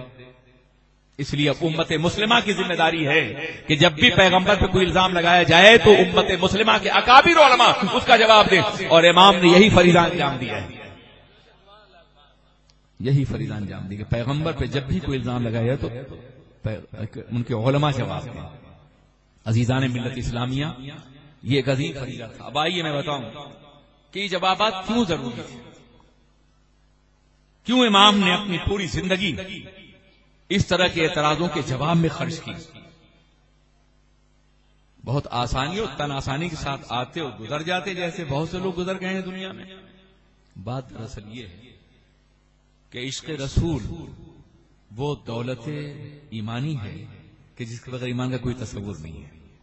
اور یہ میں اپنی طرف سے نہیں کہہ رہا ہوں، بلکہ قرآن کہہ رہے رسول فرما دیجئے کہ تمہارے باپ، تمہاری اولاد، تمہارے بھائی، تمہاری بیویاں، تمہاری دولت، تمہارے مکانات اللہ اور رسول سے زیادہ پیارے ہو تو عذاب الہی کا. یہی آیت کریمہ پڑھی تھی میں نے کہ تم رسول پاک کو اپنی اولاد، اپنے ماں باپ، اپنی بیویوں، اپنی دولت، اپنے مکان، اپنے سرمایے سے زیادہ محبت کرو. یہ قرآن کہہ رہا ہے. حدیث مبارکہ میں وضاحت کی گئی ہے. اللہ کے رسول نے فرمایا لا یؤمن احدکم حتی اکون احب الیہ من والدہ وولدہ والناس اجمعین، تم میں کا کوئی آدمی اس وقت تک مومن نہیں ہو سکتا جب تک کہ میں اس کے نزدیک اس کے باپ، اس کی اولاد اور ساری کائنات زیادہ پیارا نہ ہو جاؤں گا۔ بلکہ ایک مقام پر تو اس قدر عظیم بات کہی گئی ہے کہ جس کو سن کر کے ایمان کی عظمت کا احساس بھی ہوتا ہے اور کبھی کبھی دل کانپ جاتا ہے۔ چومی گویم مسلمانم بلرزم کہ دانم مشکلات لا الہ الا، یہ عشق نہیں آسان بس اتنا سمجھ لیجئے گا آپ کا دریا اور ڈوب کے جانا ہے۔ میرا آقا فرماتے ہیں لا یؤمن احدکم حتی یکون ہواہ تبعا لما جئت بہ، تم میں کا کوئی آدمی اس وقت تک مومن نہیں ہو سکتا جب تک کہ اس کی خواہشات میری تابع نہ ہو جائیں۔ تمہاری تمنائیں، تمہاری خواہشات، تمہارے ڈیزائر، تمہاری امنیات، تمہارے دل میں پیدا ہونے والے خیالات، یہ سب کے سب جب تک رسول کے تابع نہ ہو جائیں تم مومن نہیں ہو سکتے۔ آج دنیا میں جتنے مظالم ہیں، جتنی برائیاں ہیں، جتنے گناہ ہیں، جتنے ظلم ہے، یہ سب خواہشات کی بنیاد پر ہیں۔ خواہش دل میں پیدا ہوتی ہے، انسان ظلم کرتا ہے۔ ایک اقتدار پسند چاہتا ہے میری حکومت 5 سال کے لیے اور ہو جائے تو عراق اور وہ افغانستان کو تباہ کر دیتا ہے۔ خواہشی تو ہے نا۔ ایک زانی یہ چاہتا ہے کہ میں تسکین حاصل کروں، دل چاہتا ہے زنا کروں تو ریپ کرتا ہے اور گینگ ریپ کرتا ہے خواہش کی بنیاد پر۔ ایک قاتل اپنی تسکین کے لیے قتل کرتا ہے، ایک جھوٹ بولنے والا مکار جھوٹ بولتا ہے اپنی خواہش کے لیے۔ دنیا کی جتنی برائیاں ہیں یہ خواہشات کی بنیاد پہ پیدا ہوتی ہیں، اور میرے آقا نے کہا دنیا کی تمام برائیوں سے بچنا ہے تو اپنی خواہشات کو میرے حوالے کر دو۔ لا یؤمن احدکم حتی یکون ہواہ، آج یہ ریپ نہ ہوتا اگر خواہشات نبی کے، آج یہ ظلم نہ ہوتا اگر خواہشات نبی کے حوالے ہوتی۔ خواہشات کا تعلق دل سے ہے نا، تو دل میں بیک وقت 2 متضاد قوتیں تو نہیں رہیں گی۔ اب اگر آپ چاہتے ہیں کہ آپ کا دل خواہشات سے پاک ہو جائے، بری خواہشات سے، تو اپنے دل میں نبی کی محبت بٹھا لیجیے۔ جب نبی کی محبت بیٹھ جائے گی تو آپ کے دل میں بری خواہشات کبھی نہیں آئیں گی۔ امام احمد رضا کا مسلک یہی تھا کہ اپنے آپ گینے دل میں نبی کی محبت کی شمع کو جلائے رکھیے، دنیا کی تمام قوتیں آپ کے قدموں میں جھک جائیں گی۔ ان کا پیغام محبت رسول کا پیغام تھا، عظمت رسول کا پیغام تھا، احترام رسول کا پیغام تھا، وقار رسالت کا پیغام تھا۔ آپ اندازہ فرمائیں اور غور کریں کہ وہ جس دور میں تشریف لائے تھے امام ہمارے احمد رضا فاضل بریلوی، گستاخیوں کا ایک سلسلہ چل رہا تھا، اور یہ اس زمانے سے ہی عرب کے کافروں سے آگے بڑھیے تو یہ سلسلہ مستقل ہے۔ کافروں نے الزام لگایا، اس کے بعد ایک طویل جنگ ہوئی ہے مسلمانوں اور کرسچین کے درمیان میں، صلیبی جنگ ہے کئی 100 سال تک، اس میں مسلسل شکست کھاتے رہے۔ ہتین کے میدان میں آخری شکست صلاح الدین نے دی ان کو۔ اب وہ سمجھ گئے کہ مسلمانوں سے میدان جنگ میں کامیابی حاصل نہیں کر سکتے تو ان کے پیغمبر پہ الزام لگاؤ۔ اس کے بعد ایک مستقل سلسلہ ہو گیا، کبھی کہا وہ وہی مرگی ہے، کبھی کہا معاذ اللہ کہ انہوں نے کچھ لوگوں کی جماعت جمع کر کے خوشحال علاقوں میں حملہ کیا تاکہ وہ سرمایہ اکٹھا کر سکیں، کبھی یہ کہا کہ خواہشات نفس کی پیروی کرتے تھے معاذ اللہ، کبھی یہ کہا کہ ان کی زبان پر شیطان جاری ہو گیا تھا جس کی بنیاد پر شیطانی ورثے نام رکھا۔ نہیں سنا ہوگا آپ نے، اعتراضات سن لیجیے کس قدر بدترین ظلم کیا گیا ہے مسلمانوں کے ساتھ، پیغمبر کے ساتھ نہیں۔ پیغمبر کو اللہ نے اتنا بلند کیا ہے کہ دنیا کی تمام تر رفتیں ان کے قدموں کی خاک کے برابر نہیں پہنچ سکتی۔ یعنی واقعہ یہ ہے کہ ان سبوں نے ایک روایت کہیں سے حاصل کر لی ہے کہ پیغمبر سورہ والضحیٰ تلاوت کر رہے تھے اور تلاوت کے درمیان ان کی زبان پہ شیطان نے جاری کر دیا تلک الغرانی قل اولا وان شفاعتہم لترتجی، یہ بت بڑے بڑے صاحب منصب ہیں، ان کی شفاعت طلب کی جا سکتی ہے۔ یہ شیطانی، اسی بنیاد پر سلمان رشدی نے اپنی کتاب کا نام شیطانی کے ورثے رکھا تھا۔ 1400 سال سے اس طرح کے ہزاروں الزامات پیغمبر کی ذات پر، اور یہ الزامات آج نہیں لگائے گئے ہیں، کافروں نے بھی تو لگایا تھا۔ ایک مرتبہ میں کافر نے کہا کہ ہم انہیں محمد کہتے ہیں، محمد کے معنی ہوتے ہیں الذی یحمد حمدا بعد حمد، جس کی مسلسل تعریف کی جائے۔ نام ہی میں ناز شامل ہے، اگر ہماری جماعت تعریف کرتی ہے تو یہ نام محمد کا تقاضا ہے، نام ایسا کہ ثنا ہو جیسے۔ تو میں عرض کرنا چاہتا ہوں کہ محمد کے معنی ہی جس کی مسلسل تعریف کی جائے. وہ احمد بھی ہیں، اپنے اللہ کی تعریف کرتے ہیں اور اللہ نے انہیں محمد بنایا ہے، ساری کائنات ان کی تعریف کرتی ہے. احمد سب سے بڑا تعریف کرنے والا، وہ اپنے اللہ کی تعریف کرتے ہیں. محمد جس کی تعریف مسلسل کی جائے یہ سرور کائنات ہے. تو محمد ان کا نام ہے. تو کافروں نے کہا کہ ہم انہیں محمد کہتے ہیں جس کی تعریف ہونی چاہیے، مسلسل ہونی چاہیے، اور کہتے ہیں کہ وہ دیوانے بھی ہیں، وہ شاعر بھی ہیں، وہ ساحر بھی ہیں. یہ تو تضاد ہو گیا نا، یعنی محمد بھی کہتے ہیں اور دیوانہ بھی کہتے ہیں. تو آج سے ہم انہیں مذمم کہیں گے. تو صحابہ سرکار کی بارگاہ میں آئی، یا رسول اللہ لوگ آپ کو مذمم کہتے ہیں. تو آپ نے تبسم فرمایا، یوں مسکرائے جان سی کلیوں پڑ گئی، یوں لب کشا ہوئے گلستان بنا دیا، آلام روزگار کو آساں بنا دیا، جو غم ہوا اسے غم جانا بنا دیا. آپ نے تبسم فرمایا اور کہا کسی مذمم کو کہتے ہوں گے، میں تو محمد ہوں نا. نام ہی ایسا رکھ دیا اللہ نے کہ جس کی توہین ہو ہی نہ سکے. نام ایسا کہ ثنا ہو جیسے.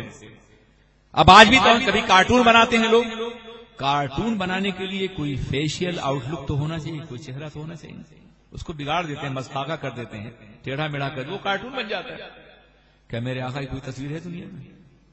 میاں اگر کیمرہ ہوتا بھی تو میرے آقا کی تصویر نہیں آ سکتی تھی. جانتے ہو کیوں؟ تصویر کے لیے سالڈ جسم چاہیے. وہ تو نور تھے، شعائیں پاس ہو جاتی، تصویر نہ اترتی. جن کا سایہ نہیں ان کی تصویر کیسے ہو سکتی تھی؟ تو اگر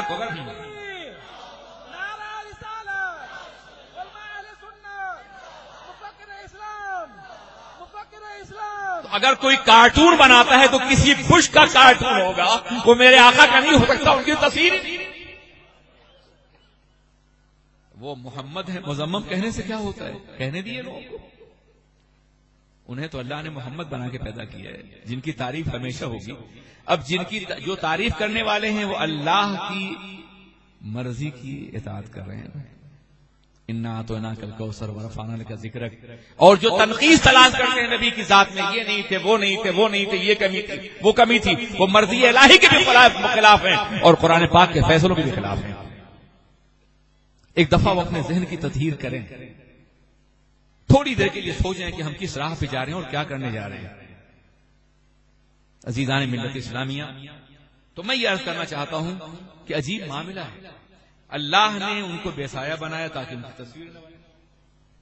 اور ایک بہت بڑا مغربی مفکر ہے پروفیسر رینان، وہ یہ کہتا ہے کہ پیغمبر اسلام کا سب سے بڑا کمال یہ تھا کہ انہوں نے ذات الہی کو غیر مرئی اور غیر مجسم نہ پیش کر کے ہمیشہ کے لیے رسوا ہونے سے بچا لیا.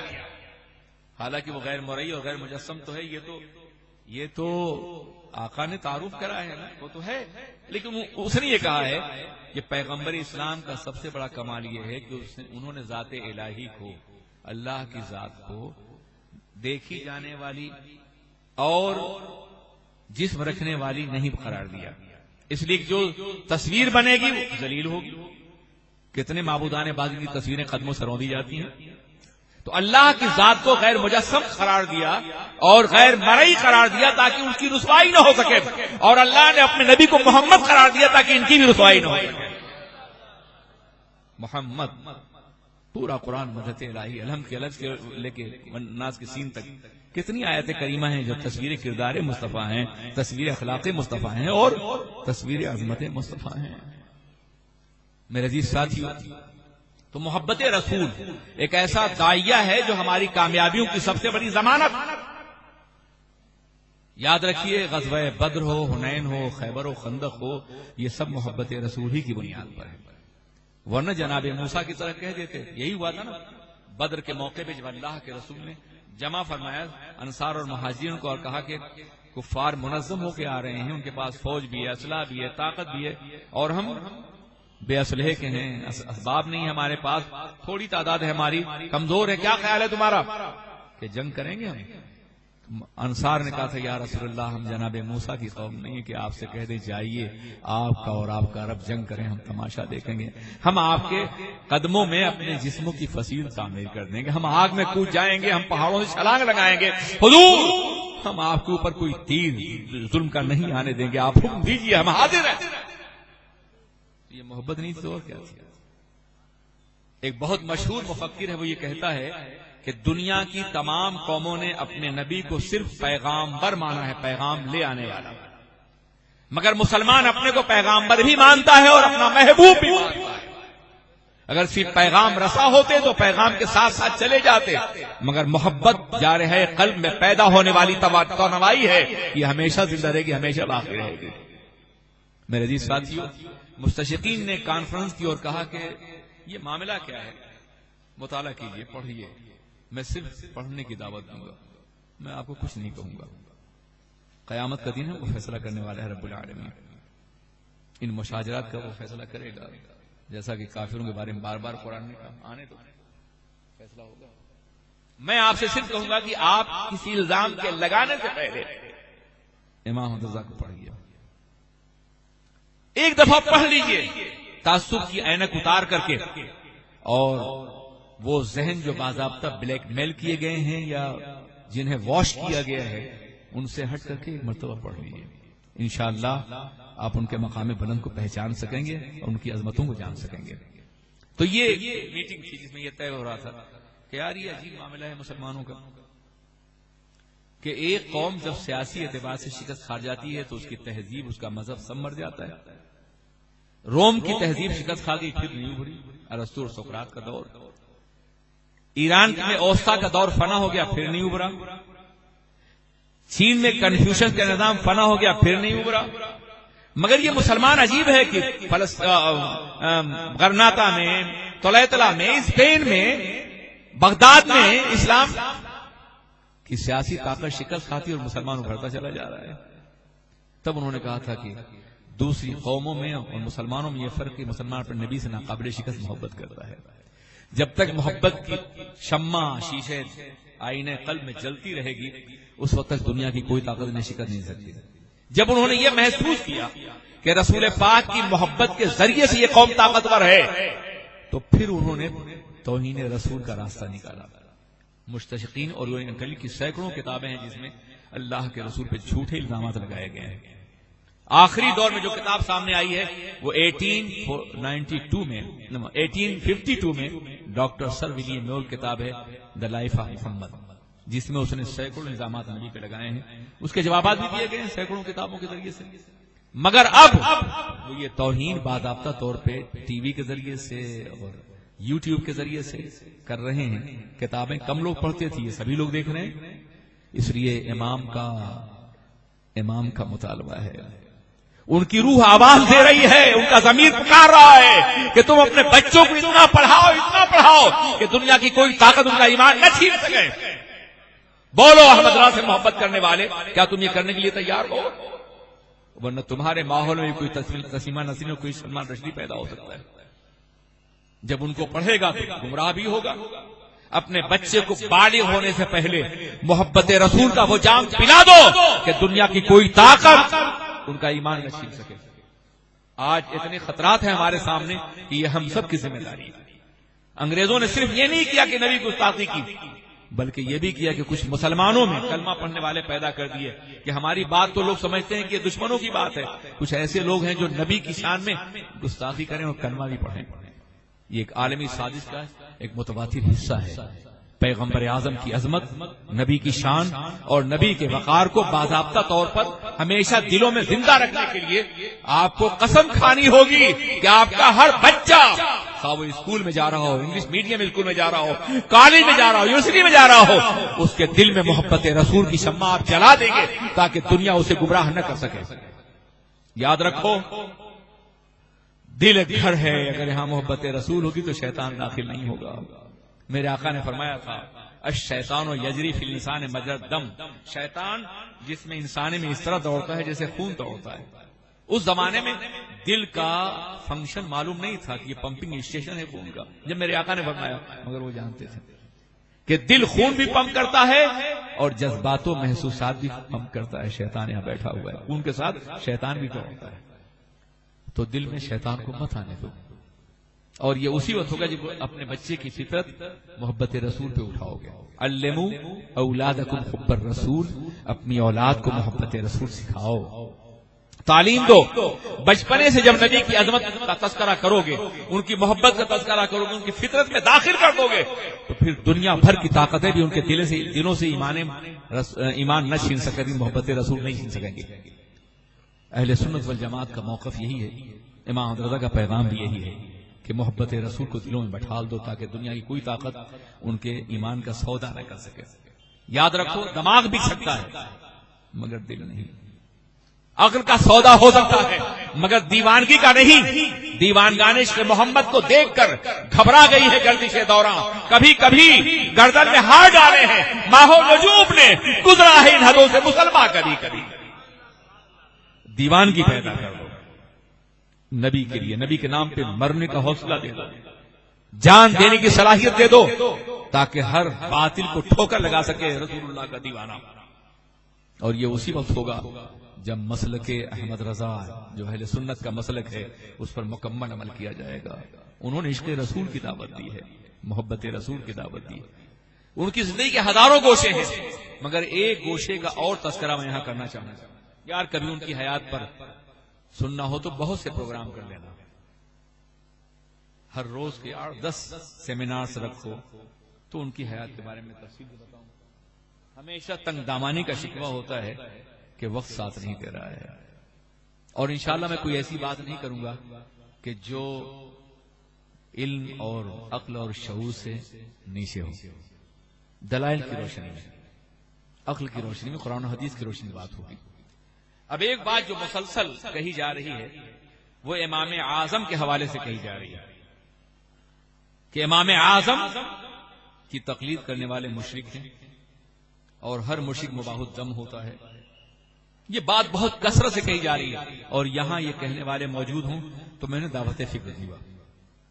I want to invite them to listen and to think about your claim. میں انہیں دعوت دینا چاہتا ہوں کہ آئیے ہم بیٹھ کے امام کے بارے میں جاننا چاہیں. عزیزان ملت اسلامیہ، وہ کہتے ہیں کہ ان کی فقہ جو ہے حدیث پر مبنی نہیں ہے، قیاس محض پر مبنی ہے. کچھ کہتے ہیں انہیں صرف 17 حدیثیں یاد تھیں وغیرہ وغیرہ، اس طرح کی بہت بات امام اعظم کے بارے میں ہو رہی ہے. یار احمد رضا کے بارے میں نہیں، امام اعظم گلی گلی میں ہو رہی، کوچے کوچے میں بچوں سے کہا جا رہا ہے، کالجوں یونیورسٹیوں میں مسلسل یہ بات کہی جا رہی ہے امام اعظم کے بارے میں. وہ جن کو متفقہ طور پر بخاری اور مسلم نے بھی امام اعظم مانا ہے. اگر بخاری نہ بھی مانتے تو بخاری کے اساتذہ نے انہیں امام اعظم مانا ہے. عبداللہ بن مبارک استاد ہیں امام بخاری کا، انہوں نے اعظم الناس کہا ہے، لوگوں میں سب سے افضل ہیں، سب سے بڑے ہیں. یہ وہ ذات ہے کہ جب وہ جلوہ گر ہوئے ہیں 70 ہجری میں اور ایک روایت 80 میں، تو کم و بیش 20 صحابہ کرام کوفہ میں تھے اور تابعین کی ایک بڑی جماعت، اور 55 حج کیے ہیں. ہر بار صحابہ سے ملاقات کی انہوں نے اور صحابہ سے روایت کی. آج کہتے ہو کہ ان کے دلائل میں ذوف ہے. ارے ظالموں، کہاں ذوف تلاش کر رہے ہو؟ امام ابو حنیفہ اور سرکار کے درمیان میں یا تو ثلاثیات ہیں یا رباعیات ہیں، یعنی راویوں میں 3 ہیں یا زیادہ 4 ہیں، امام ایک اور اس کے بعد سرکار، یا صحابی اس کے بعد سرکار. یہی ہے نا، صحابہ سے روایت کرتے ہیں تو 3 ہیں راوی، اور اگر تابعین سے روایت کرتے ہیں تو 4 ہیں.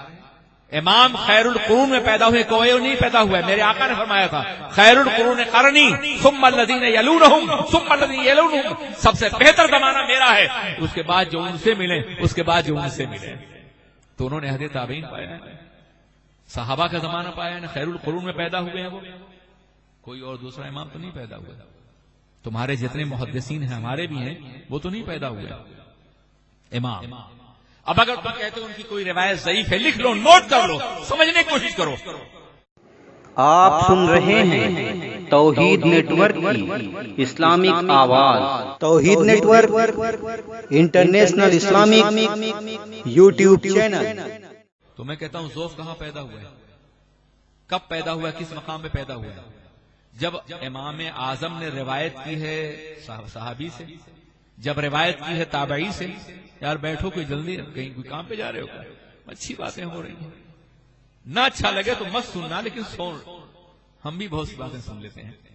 روز افواہوں کو سنتے پھرتے رہتے. اچھا ٹائم نہیں جائیے پھر کوئی بات نہیں, جائیے. شکریہ آپ کا, اللہ آپ کو سلامت رکھے, ایمان و عمل ساتھ رکھے. سمجھا آپ نے؟ ہاں میں سمجھ رہا ہوں بیٹا, جاؤ, اللہ اچھا رکھے آپ. میں سمجھا کہ شاید اب ایک, حالانکہ میں نے کچھ کہا نہیں ہوں, نے صرف اپنا دفاع کر رہا ہوں. ڈیفنس کا حق تو ہے نا مجھے اپنے امام کی طرف سے, ڈیفنس کا حق تو ہے نا. میں حملہ نہیں کر رہا ہوں, حملہ کروں تو بہت برا ہو جائے گا. اگر تمہارا چہرہ بے نقاب کروں تو کہیں پناہ لینے کے قابل نہیں ہوگا. لیکن میرا یہ کام کبھی نہیں رہا ہے کہ تمہیں بے نقاب کروں, میں خود کو بے نقاب کرتا ہوں.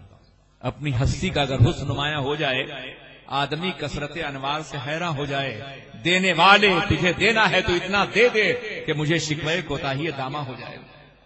ہمارا ہی حسن اتنا ہے کہ آدمی جلووں میں گم ہو کے رہ جائے, ضرورت ہی نہیں کسی اور کو بے نقاب کرنے کی, ہم اپنے کو بے نقاب کریں. امام اعظم, اگر تم کہتے ان کی کوئی روایت ضعیف ہے یا ان کے استدلال میں کوئی ضعف ہے, تو تابعی کے اندر ضعف تھا, صحابی کے اندر, یا امام کے اندر تھا, یا رسول کے اندر تھا. اگر بعد میں کوئی ضعف تم نے پیدا کیا ہے تو ظالموں یہ تمہارا کام ہے, اس کا تعلق امام اعظم کے ساتھ نہیں ہے. پھر ذرا سوچو کہ تم بخاری شریف کو مانتے ہو نا, بخاری کے کئی اساتذہ ہیں جو امام اعظم کے شاگرد ہیں. شافعی امام اعظم کے شاگردوں کے شاگردوں کے شاگرد ہیں, جنہیں اپنے دور میں سب نے امام مانا ہے. آج تم 1400 سال کے بعد اتنے صاحب عقل ہو گئے ہو کہ ان کا انکار کرتے ہوئے نظر آتے ہو. تم نے کبھی یہ نہیں سوچا, یہ ایک بہت وسیع ٹاپک ہے, انشاءاللہ کبھی اور صرف امام کی حیات پر, ان کے کارناموں پر, حنفیت کے اوپر, احناف کے اوپر گفتگو ہوگی. فی الحال میں یہ بتا دوں کہ دنیا میں 2/3 آبادی حنفیوں کی ہے, اسی لیے امام اعظم ہے.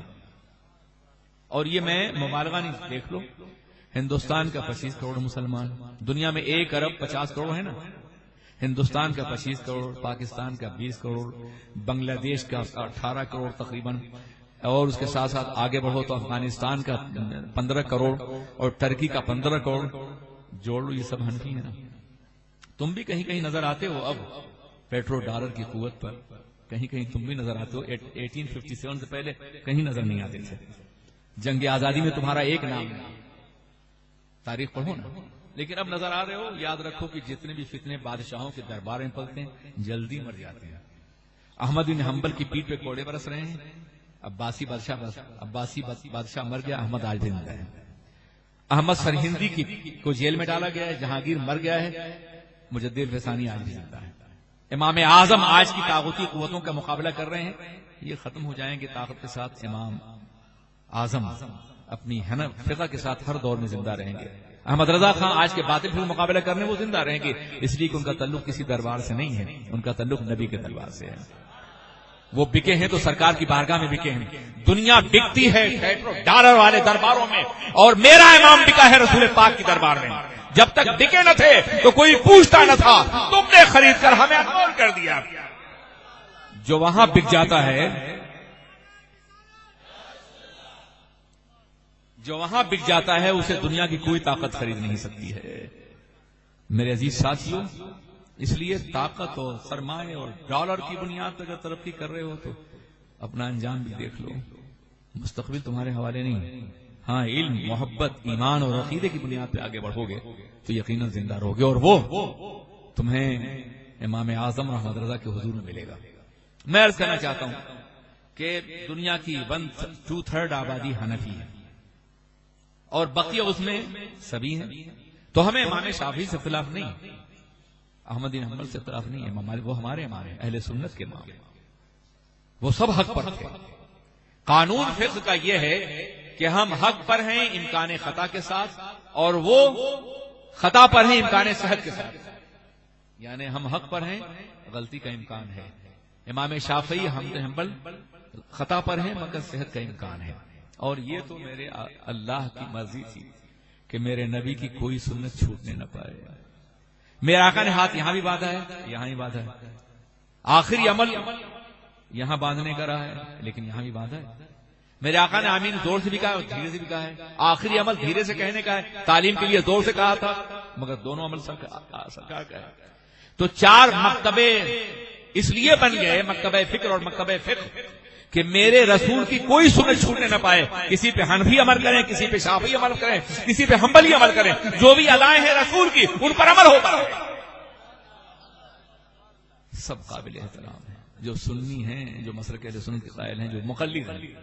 غیر مقلدوں کا مسئلہ ذرا مختلف ہے. وہ تینوں احادیث کو چھوڑ کے ایک کو مانتے ہیں, اور اہل حدیث کہتے ہیں 3 حدیثیں ایک باب میں آئی ہیں, 3 کو مان کے ایک کو مانتے ہیں. اس کا مطلب یہ ہے کہ وہ 3 حصے کا انکار کرتے ہیں, ایک حصے قرار کرتے ہیں.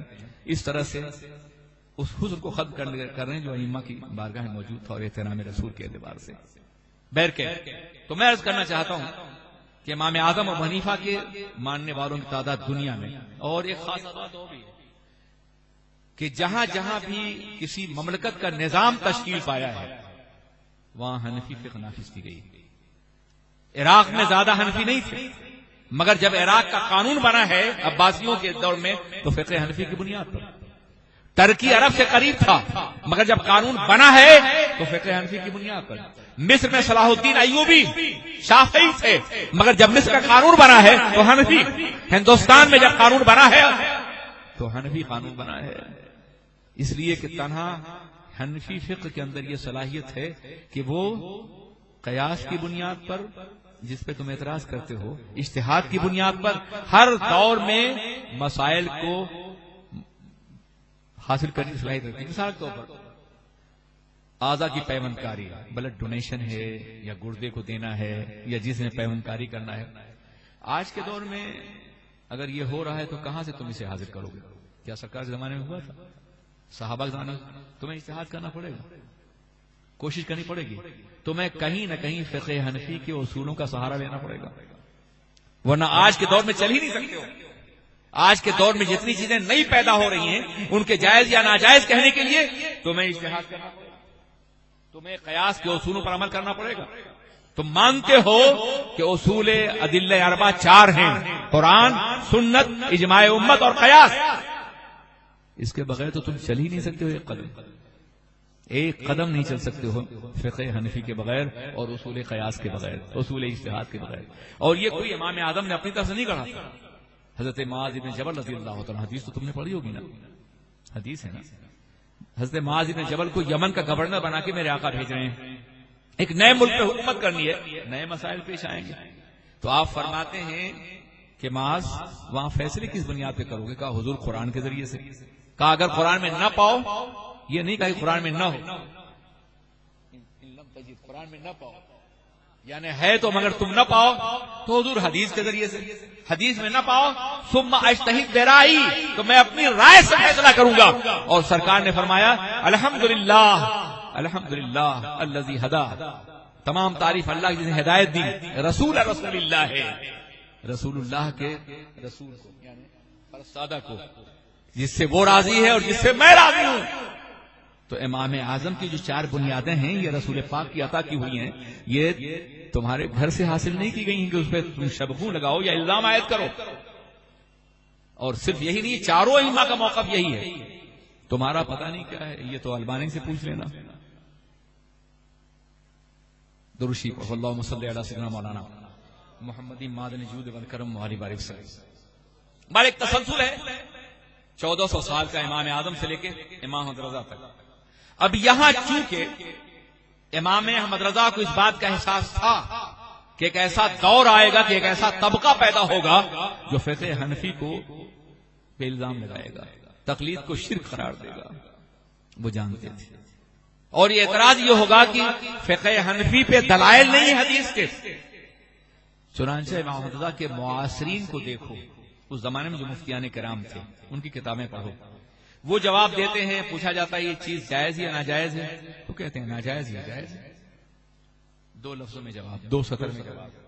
ان کے معاصرین کا معاملہ ہے. لیکن جب امام سے پوچھا جاتا ہے تو ایک ایک جواب میں کئی 100 صفحے لکھتے ہیں. پہلے قرآن لکھتے ہیں, پھر حدیث لکھتے ہیں, پھر اجماع امت اور پھر قیاس, اور پھر ترجیح دیتے ہیں نظر آتے ہیں. یہ امام کے فتاوے کا انوکھا اس طریقہ ہے جو آج کے دور میں زبان بندی کے فریضے انجام دے رہا ہے ان باطل قوتوں کے جو حنفیت کے خلاف بول رہے ہیں. عصر جدید میں حنفیت پہ بہت بڑا احسان ہے امام احمد رضا فاضل بریلوی کا. انہوں نے ہمارے مسائل کو استدلال کی زبان عطا فرمائی ہے، دلائل سے آراستہ کیا ہے، دلائل کی قوت عطا فرمائی ہے۔ تم کہتے ہو ان کو حدیثیں نہیں، امام کو نہیں معلوم ہے، امام اعظم کو، احمد رضا کی بارگاہ میں آؤ، کم از کم 8 جلدیں، جامع الحدیث کی 8 جلدیں صرف ان احادیث سے مشتمل ہے جن کا تذکرہ فتاوی رضیہ کے اندر ہے۔ اگر تم تحاوی کو نہیں پڑھ سکتے، اتنے باشعور تو ہو نہیں، روایتی انداز میں پڑھنے کا سرسری پن ہے تمہارے اندر، تحاوی پڑھنے کے لیے دماغ چاہیے۔ اگر تم تحاوی کو نہیں پڑھ سکتے ہو، اگر تم عینی کو نہیں پڑھ سکتے ہو، فتح القدیر کو نہیں پڑھ سکتے ہو، تو یار احمد رضا کو پڑھ لو، فتاوی رضیہ کو پڑھ لو۔ پڑھ سکتے ہو تو تمہارے تمام سوالوں کا جواب مل جائے گا۔ تمہارا سب سے بڑا محدث جسے تم استاد الکل فی الکل کہتے ہو، میں نے بتا دیا ہے جس نام سے یاد کرتے ہو، احمد رضا کو پڑھ لو۔ بعض معاملات میں اختلاف کیا ہے امام نے تو احادیث سے ایسے دلائل دیے ہیں جو اپنی زندگی میں تمہارا استاد الکل فی الکل بول نہیں سکا ہے ان کے مقابلے میں۔ تم کیا ہو، تمہاری حیثیت کیا ہے؟ تمہارے لیے تو ہماری علماء کافی ہیں انشاءاللہ۔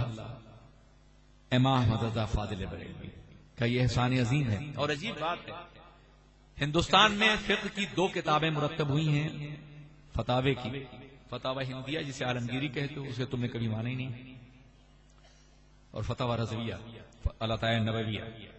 فتاوی ہندیہ جب مرتب ہو رہی تھی تو اورنگزیب عالمگیر نے 300 فقہا کو جمع کیا تھا، انہیں وزیروں کے برابر تنخواہ دی تھی، اور ان کو قلم دینے کے لیے اور روشنائی دینے کے لیے بھی نوکر ہوتا۔ میرے امام احمد رضا نے فتاوی رضویہ مرتب کیا بغیر کسی سہارے کے، ایک گوشے میں بیٹھ کر کے، اور اس سے بڑی کتاب مرتب فرمائی ہے دلائل کے اعتبار سے، استدلال کے اعتبار سے۔ اس لیے میں نے شروع میں کہا تھا کہ جس کی جو کتابوں میں دیکھا جا سکتا ہو اسے افواہوں کے ذریعے مت لینے کی کوشش کرو، پروپیگنڈے کی زبان بند کر دو، آنکھیں کھولو اور پڑھنے کی کوشش کرو تاکہ تم ان کی عظمت سے واقف ہو سکو۔ یہ سارے ٹاپکس ہیں ان کی حیات کے، مگر سب سے خوبصورت ٹاپک عشق رسول کا ہے۔ یقین مان لو اگر انہوں نے حالات زمانہ اور مستقبل پہ نظر رکھ کر کے اپنی کرامتوں کو، اپنے ولایتوں کو فقہ کے پردے میں نہ چھپایا ہوتا تو آج اپنے وقت سرمد اور منصور ہوتے۔ یہ کوئی سرمد ہی کہہ سکتا ہے، سامنے ہے وہ نوبہار، سجدے کو دل ہے بے قرار، روکیے سر کو روکیے، ہاں یہی امتحان ہے۔ وہ سوئے لالا زار پھرتے ہیں، تیرے دین بہار پھرتے ہیں۔ آخری مصرع، پہلے گئے تھے سرکار کی زیارت ہوئی، اب تاخیر ہو گئی، بے قرار ہیں تو کہتے کوئی کیوں پوچھے تیری بات رضا، تو اس سے کتے ہزار پھرتے ہیں۔ اپنے کو خود نبی کی بارگاہ میں سگ بنا کے پیش کیا، حجابات اٹھے اور نبی کی زیارت ہوئی۔ السلام علیکم۔